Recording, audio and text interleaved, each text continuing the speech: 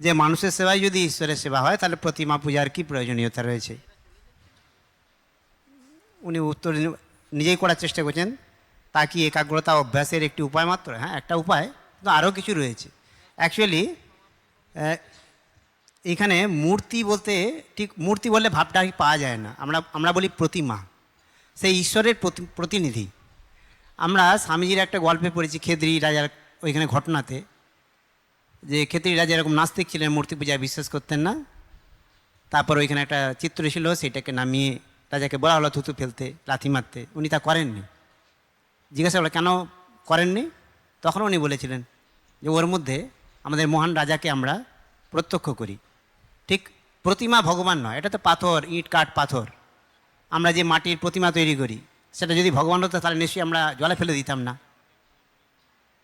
তাই এগুলো আমাদের সেই ভগবানের কথা স্মরণ করিয়ে দেয়, আধ্যাত্মিক পথে সহায়ক। কিন্তু এটা ততদিন যতদিন পর্যন্ত আধ্যাত্মিক উন্নতি খুব না হচ্ছে। শ্রী রামকৃষ্ণের জীবনে দেখি, প্রথম প্রথম উনি কালী মন্দিরে নিয়মিত যেতেন, কত সাধনা করেছেন, কিন্তু পরে পরে কালী মন্দিরে যাওয়াটা অনেক কমে গেছে। আমাদের আধ্যাত্মিক উন্নতি যত গভীর হয়, তখন আমরা এই বাহ্যিক আচার অনুষ্ঠান থেকে সরে আসি। তবে যারা আচার্য কোটি, যারা জগৎকে শিক্ষা দিতে এসেছেন, তারা অনেক উচ্চ অবস্থানে অবস্থান করলেও এই সমস্ত আচারগুলো পালন করেন, এটা লোকশিক্ষার জন্য।